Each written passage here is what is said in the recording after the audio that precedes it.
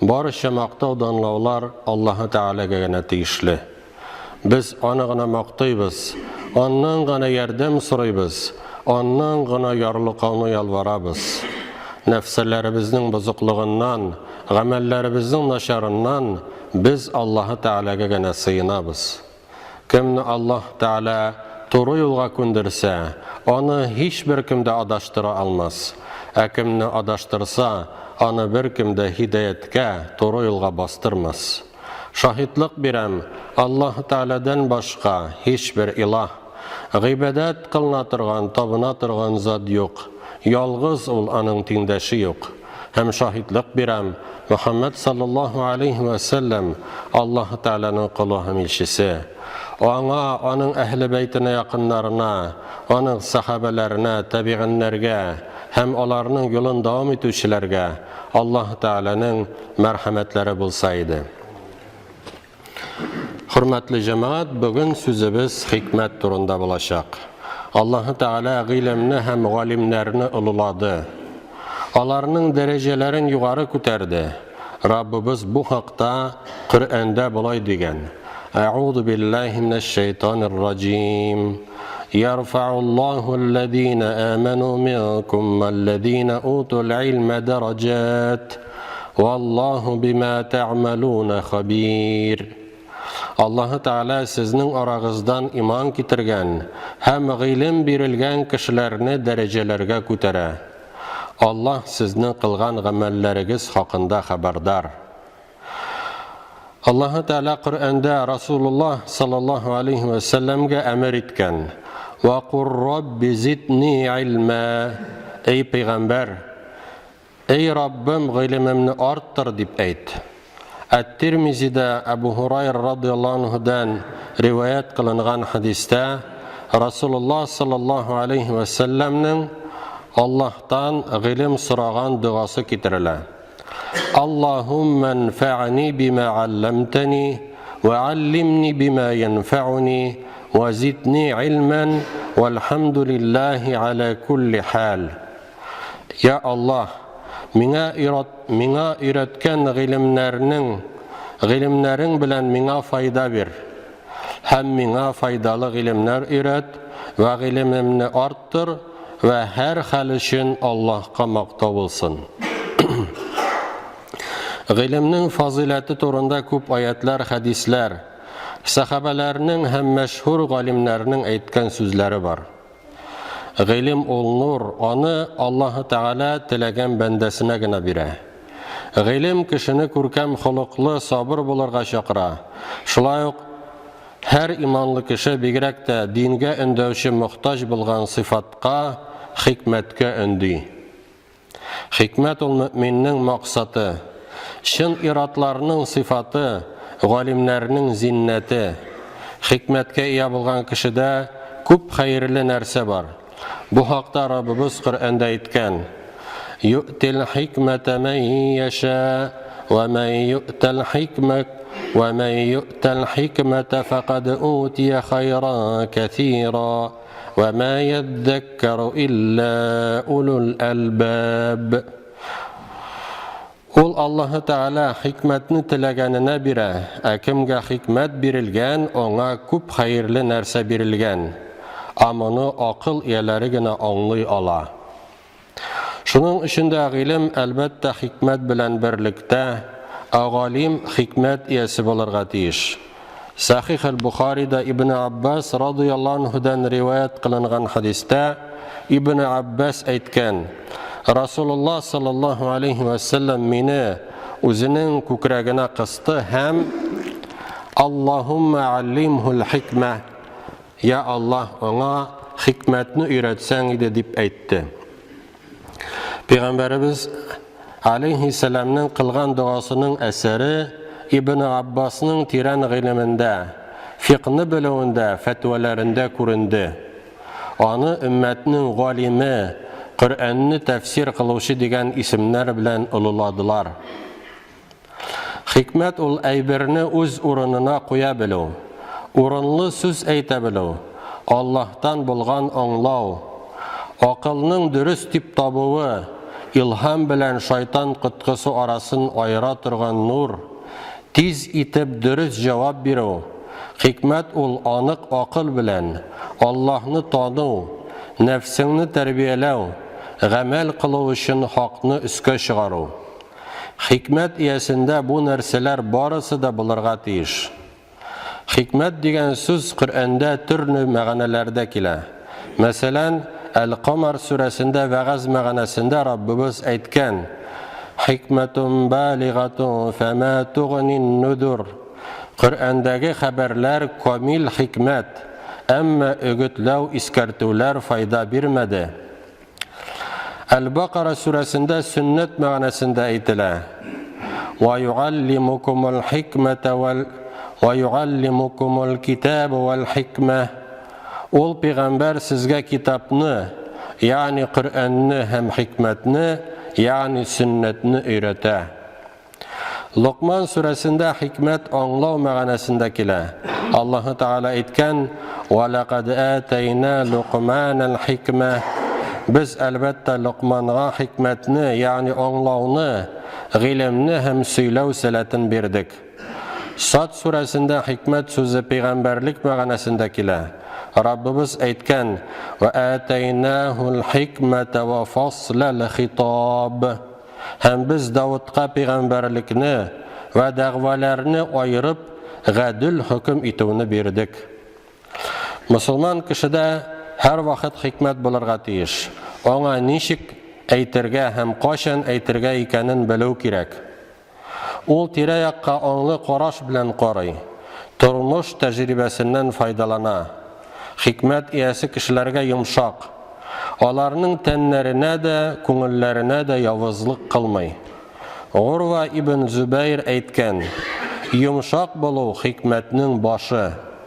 Пәйгамбәрбез Мөхәммәд саллаллаһу алейхи ва саллям үзенең сахабаларын гыйлем һәм хикмәт белән тәрбияләгән.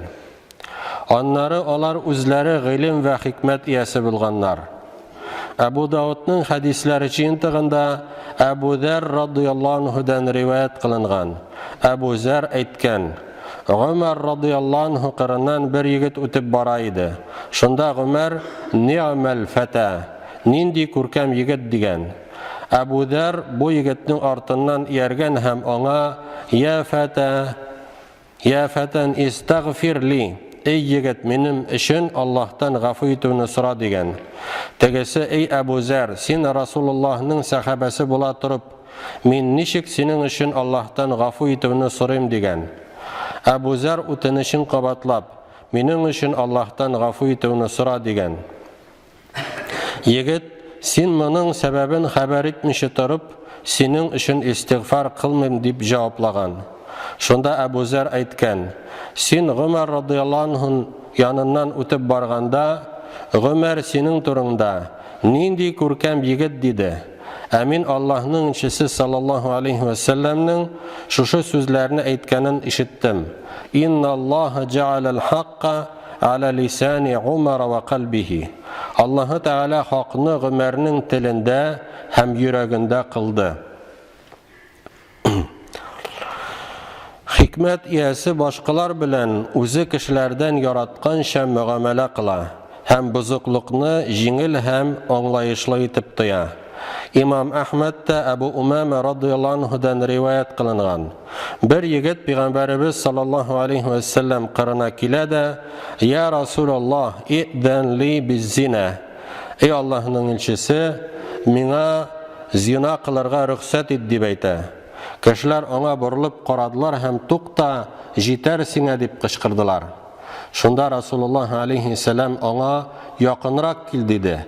Тегесе якынрак килде һәм пәйгамбәр алейхи салам аңа: "Утыр" дип әйтте. Ул утырды. Һәм Аллаһның илчесе бу егеткә: "Атухиббуху ли уммика", зинаны әниең өчен телисеңме дип сорады. Ул: "Аллаһ белән ант итәм, әлбәттә юк. Аллаһ мине синең өчен йолым итсен" дип җаваплады. Расулуллаһ алейхи салам аңа: "Һәм кешеләр дә үзләренең әниләре өчен моны теләмиләр" диде. Аннары инде Пәйгамбәрбез алейхи салам: "Кызың өчен зинаны телисеңме? Кыз туганың өчен зинаны телисеңме? Әтиң белән бер туган апаң өчен зинаны телисеңме? Әниң белән бер туган апаң өчен зинаны телисеңме дип сорый. Тегесе инде һәр пәйгамбәребезнең сорауына инде Аллаһ белән ант итәм, әлбәттә юк, Аллаһ мине синең өчен юлым итсен дип җавап бирә. Һәм инде Расулуллаһ алейһиссалам аңа һәм кешеләр дә үзләренең шушы туганнары өчен зинаны теләмиләр дип әйтә. Аллаһның илчесе саллаллаһу алейһи ва саллям аннары егеткә үзенең кулын куя да һәм шушы дуганы кыла. Аллаһумма гфир зәмбәһу ва таххир қалбәһу ва ахсин фарджәһу. Аның мәгънәсе: я Аллаһ, аның гөнаһларын гафу ит, күңелен чистарт һәм җенес агызасын зинадан сакла дигән мәгънәдә. Хадисның ахырында килә: моннан соң бу егет андый нәрсәләргә игътибар итмәде.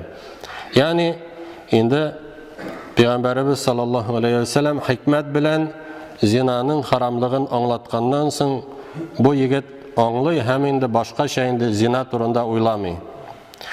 Хикмәткә ия кеше аз сүзлеге белән аерылып тора. Әгәр сөйләсә хакны, хәерле сүзләрне генә сөйли. Сахих аль-Бухари һәм Сахих Муслимдә Абу Хурайра радиллаһу анһудан риваят кылынган хадистә Расулуллаһ саллаллаһу алейһи ва саллям әйткән: "Ман кана юъмину биллаһи вал яумил ахир фальяқул хайран ау лиясмут." Кем Аллаһка һәм кыямәт көненә иман китерә, хәерле сүзләр генә сөйләсен яки шым булсын. Умар ибн Абдул Азиз әйткән: әгәр узак шым торган һәм кешеләрдән читләшкән берсен күрсәң, аңа якынрак булырга тырыш, чөнки анда хикмәт бар. Муса ибн Али әйткән: хатын кызның зиннәте уялу, ә хикмәт иясенең зиннәте шым тору. Әт-Тирмизинең хадисләре җыентыгында Абдулла ибн Амр радиллаһу анһудан риваят кылынган. Расулуллаһ саллаллаһу алейһи ва саллям әйткән: "Мен самата наҗа." Кем буш сүз сөйләмичә шым тора, шул Аллаһның газабыннан котылыр. Хикмәт ул эшне эшләр алдыннан, аның ахырын күзаллау осталыгына ия булу. Ул бузыклыкны хикмәт, яхшы вәгазь һәм күркәм бәхәс белән тыюдыр. Әгәр явызлыкны тыю сәбәпле өммәткә зарар килсә, ул аны тыюны калдырып тора. Моңа мисал итеп, Сахих аль-Бухаридагы Җабир радиллаһу анһудан риваят ителгән хадисне китерергә була. Бу хадистә бер походта булган вакыйга бәян ителә. Мөхаҗирлардан һәм ансарлардан булган ике кеше арасында талаш килеп чыга. Бу талашу аларның сугышу белән тамамлана. Аннары алар я мөхаҗирлар, я ансарлар дип ярдәмгә чакыра башлыйлар. Аларның мондый җаһилият шунындагы кылануларына Аллаһның илчесе алейһиссалам ачулана һәм дәуха фа иннаха мунтихатун. Туктатыгыз, чөнки моннан яман ис килә дип әйтә. Бу сүзләрне мунафикларның башлыгы Габдулла ибн Убай ишетеп, алар моны эшләделәрме? Аллаһ белән ант итәм, без Мәдинәгә кайтсак, әлбәттә безнең хөрмәтлеләребез түбәннәрне куар диде. Гомар радиллаһу анһу бу сүзләрне ишетеп торып басты да: "Я Расулуллаһ, миңа бу мунафикның башын чабып үзергә рөхсәт ит" дип әйтте. Шунда Аллаһның илчесе саллаллаһу алейһи ва саллям: "Дa'уһу ла ятахаддату ан-насу анна Мухаммадан яqtulu асхабаху." Кешеләр Мөхәммәд үзенең сахабаларын үтерә дип әйтмәсеннәр өчен син аны калдыр диде. Шулай итеп Пәйгамбәрбез алейһиссалам Ибн Убайны үтерергә рөхсәт итмәде. Хәтта кешеләр ислам диненнән читләшмәсеннәр өчен. Чөнки кешеләр бер-берсенә: "Аның диненә кирсәгез, ягъни Мөхәммәд алейһиссаламның диненә кирсәгез, сезгә иманлык юк, ул сезне сахабасы булган Абдулла ибн Убай сыман үтерү мөмкин" дип әйтерләр иде. Имам ан-Навави бу хадисның аңлатмасында монда тагы да олырак явызлык килеп чыкмасын өчен кайбер хупланылган нәрсәне калдыру һәм кайбер явызлыкка сабыр итү хакында әйтелә дигән. Күрүебезчә, хикмәт ул пәйгамбәрләрнең, изгелек кылучыларның һәм гамәл кылучы галимнәрнең сыйфатларыннан. Шын гыйлем иясе булу өчен хикмәткә ия булырга кирәк.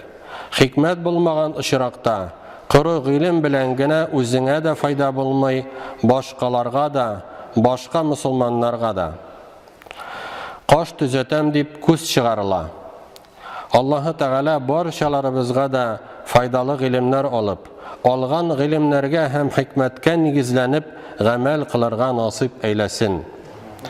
Ва aqulu qawli hada wa astaghfirullah li wa lakum wa li sa'iri jama'atil muslimin innahu huwal ghafurur rahim as-sami'ud du'a.